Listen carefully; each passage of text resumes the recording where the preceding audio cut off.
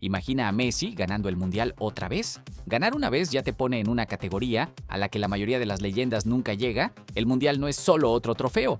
Es el mes más despiadado del fútbol, márgenes mínimos, presión constante y rivales que llevan años preparándose para ese escenario exacto. Solo tienes una oportunidad cada 4 años, lo que convierte cada torneo en una apuesta de una sola vez en la vida. Por eso ganarlo 2 veces, o sobre todo consecutivas, cae en el terreno de lo casi imposible. Históricamente, solo un par de selecciones han logrado títulos consecutivos. Italia en 1934 y 1938, y Brasil en 1958 y 1962. Y esa última repetición ocurrió hace más de 60 años. El fútbol moderno no está diseñado para dinastías, está construido para cortarlas. El intervalo de 4 años es el primer enemigo.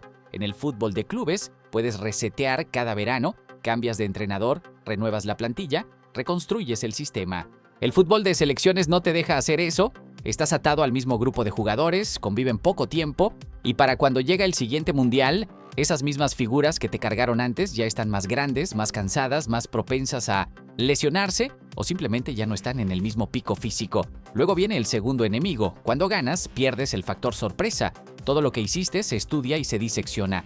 Tus gatillos de presión, tus patrones de salida, tus jugadas a balón parado, tus cambios, cada detalle se vuelve video para los rivales. Lo que antes agarraba a equipos desprevenidos se vuelve predecible. La historia reciente está llena de advertencias. España ganó en 2010 y se estrelló en fase de grupos en 2014. Alemania levantó el trofeo en 2014 y se fue en fase de grupos en 2018. Francia se quedó a nada en 2022, incluso con una plantilla profunda y de élite, pero no pudo cerrar el trabajo. Y el juego moderno es más duro de lo que solía ser, es más rápido, más organizado y mucho más físico. Los jugadores están exprimidos por calendarios saturados. Muchas estrellas juegan 60 partidos o más al año, con ventanas mínimas de recuperación. Las lesiones se acumulan, la fatiga mental crece y la forma se vuelve frágil. Súmale a eso la expansión del mundial, más selecciones, más partidos, más carga total en todo el ecosistema del fútbol. En torneos donde un mal tiempo puede acabarlo todo, ese desgaste extra importa. Por eso la idea de Messi, ya campeón del mundo, ayudando a Argentina a hacerlo de nuevo, se siente casi irreal. Porque ¿cómo superas 2022? Lo que hizo en Qatar no fue solo ganar, fue reescribir el guión emocional de toda su carrera internacional. Para 2022, Messi cargaba un peso que la mayoría de los atletas nunca vive. Sí, la Copa América de 2021 había aflojado un poco la presión.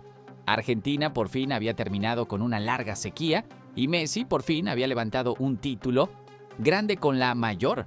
Pero el Mundial era distinto. Esa era la conversación que lo seguía a todas partes. Messi contra Maradona, la final perdida de 2014, los golpes en finales de Copa, la idea de que no podía completar su historia con Argentina. Qatar no era solo un torneo, era el referéndum definitivo. Y el torneo empezó con un desastre. Argentina perdió 2-1 contra Arabia Saudita en una de las mayores sorpresas en la historia de los mundiales, terminando su larga racha invicta. Para muchas selecciones, un golpe así al inicio provoca pánico. Para Argentina provocó claridad. Messi pidió públicamente que la afición mantuviera la fe. Dentro del grupo no hubo derrumbe, solo una decisión colectiva de responder. A partir de ese momento, Messi firmó una de las mejores campañas mundialistas de la historia. Su gol contra México se volvió un punto de quiebre no solo para la fase de grupos, sino para todo el torneo. Argentina se estaba asfixiando bajo presión y él cambió el partido con un disparo que se sintió como oxígeno. Contra Australia, en octavos de final, volvió a anotar, otro momento de sello, otro aquí estoy, y Argentina avanzó 2-1.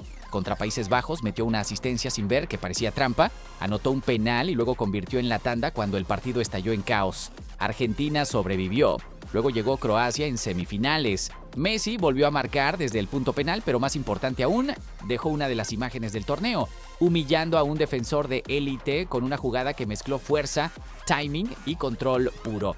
Argentina estaba en la final y la final contra Francia se volvió una epopeya. Argentina se fue arriba 2-0, Messi abriendo desde el manchón y luego un gol de equipo que definió Di María como si fuera coreografía. Por un rato pareció resuelto, luego se volvió locura. Mbappé anotó 2 veces en 2 minutos, el partido se fue a tiempos extra, Messi volvió a marcar para el 3-2 y Mbappé completó su triplete para empatar 3-3. El Mundial se decidió en penales, Messi cobró con calma, Emi Martínez volvió a ser el villano héroe, Argentina ganó. Messi por fin levantó el trofeo que había estado flotando sobre toda su carrera como una sombra. Los números de esa campaña fueron una barbaridad: 7 goles, 3 asistencias, 5 premios al jugador del partido y el Balón de Oro como el mejor del torneo, convirtiéndose en el primero en ganarlo 2 veces.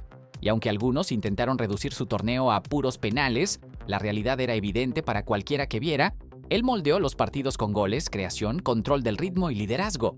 En cuanto sostuvo ese trofeo, la presión se evaporó al instante, las discusiones interminables se apagaron, los debates perdieron colmillo. Ya no estaba persiguiendo aprobación. Y eso abre la siguiente pregunta: si el tema del legado ya está cerrado, ¿por qué seguir? El texto sugiere una respuesta simple: amor por el juego, amor por competir y fe en el equipo que lo rodea. Porque esta Argentina ya no es una operación de un solo hombre. Por primera vez en mucho tiempo, Argentina puede verse como una selección completa, incluso sin que Messi esté en su pico absoluto. Esa evolución es inseparable de Lionel Scaloni. Messi merece un crédito enorme. En esta narrativa es el mejor de todos los tiempos.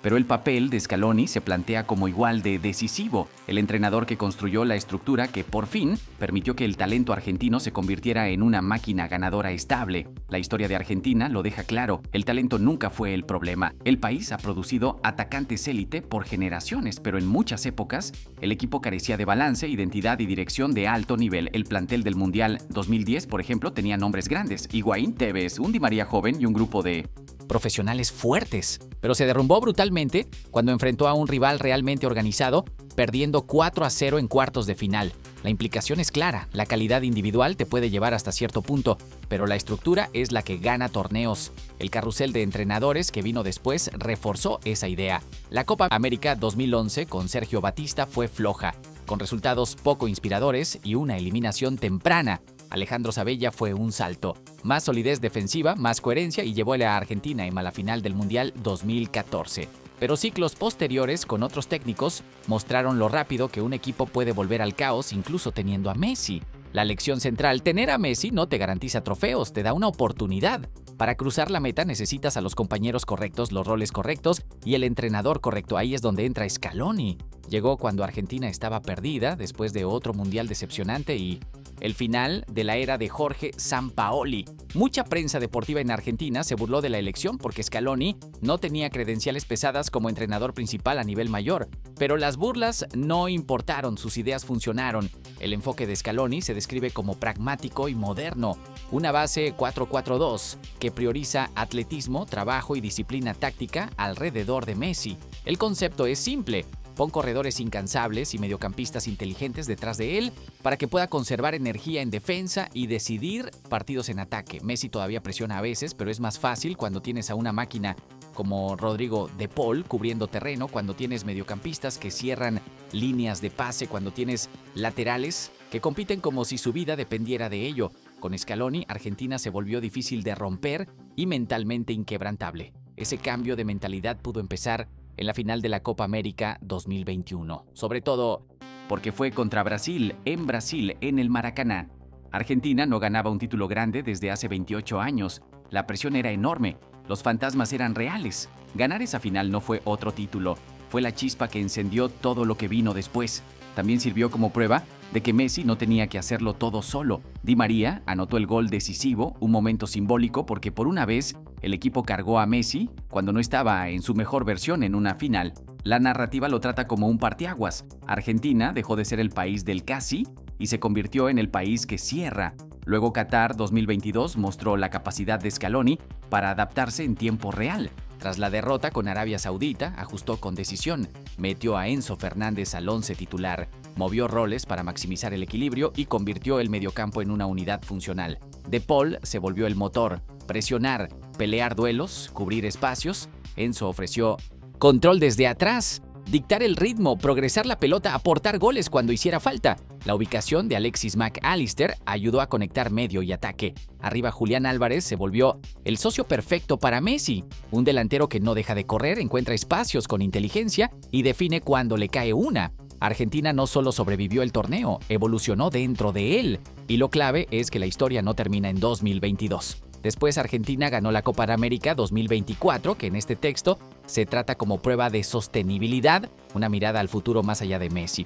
La idea es que el sistema de Scaloni es lo suficientemente sólido para funcionar incluso Cuando Messi no está en su pico o incluso cuando no está en la cancha, el equipo puede presionar más fuerte sin tener que compensar el esfuerzo defensivo selectivo de Messi. Pueden dominar la posesión, pero también volverse directos muy rápido porque la línea ofensiva está hecha para atacar espacios, no dependen de un solo plan, son tácticamente fluidos. El perfil del plantel refuerza esa idea. En la portería, Emiliano Dibu Martínez se plantea como un arma psicológica tanto como un atajador. Sin miedo, con confianza, hecho para tandas y momentos de máxima presión. En defensa, Cristian Romero se describe como un central guerrero, físico, rápido, agresivo, cómodo con la pelota. Lisandro Martínez aparece como duro y élite cuando está en un entorno estable, aportando mordida, aunque no sea el defensor más alto. Los laterales, Tagliafico y Molina, suman trabajo e inteligencia dispuestos a desbordar, defender y hacer los trabajos poco glamorosos. En el mediocampo, el tono se vuelve casi reverente. De Paul no es solo el guardaespaldas de Messi, como dicen algunos, es un mediocampista completo que presiona, defiende, crea y se desangra por la camiseta. McAllister ofrece creatividad con colmillo. Puede aparecer con un gol, pero también meter la pierna. Enzo se describe como un box-to-box de primer nivel cuya creación a veces se desperdicia en su club, pero con la selección brilla. Arriba, Lautaro Martínez se plantea como un delantero que maduró, de alguien que a veces fallaba en partidos cruciales a un killer, especialmente resaltado por su impacto y goles en la Copa América 2024, y Julián Álvarez, la araña, se retrata como caos personificado, corre sin parar, presiona como un demonio. Puede jugar por dentro o por fuera, se las fabrica solo y no depende totalmente del servicio. Todo eso lleva a una conclusión central casi provocadora. Argentina está entrando a una nueva era. El equipo está cargado de talento, es mentalmente despiadado, está tácticamente organizado y ya no gira alrededor de un solo salvador. Messi sigue ahí, todavía capaz de magia, pero la estructura y el talento alrededor significan que Argentina ahora puede ganar de distintas formas. Pueden sufrir, pueden dominar, pueden contragolpear. ¿Pueden sobrevivir partidos feos y aún así creer? Entonces, ¿qué significaría que Messi ganara el Mundial otra vez? Significaría hacer lo que el fútbol moderno intenta impedir, repetir lo imposible. Significaría sobrevivir las exigencias físicas de una era donde los jugadores están sobrecargados, las lesiones son constantes y los rivales tienen años de video para prepararse. Significaría desafiar el envejecimiento inevitable y aún así rendir en la cima más cruel del deporte. Pero la razón por la que la idea no suena como pura fantasía, al menos en esta narrativa, es que Messi ya no está solo, no está arrastrando a una selección frágil hacia el destino. Está liderando una máquina que construyó Scaloni, una máquina llena de corredores, ganadores de duelos, mediocampistas inteligentes tácticamente, defensas curtidos y delanteros que presionan como demonios y definen como profesionales. En 2022, Messi subió la montaña que lo había perseguido. Si la volviera a subir, no sería solo otro trofeo, sería el desafío definitivo a la lógica del fútbol moderno, un recordatorio de que a veces cuando el talento es histórico, el entrenador es élite y la cultura del equipo es inquebrantable, el fútbol todavía permite milagros. Y tal vez ese sea el punto real. No que sea probable, sino que con esta Argentina, pues organizada, hambrienta y construida para durar, ya no es impensable.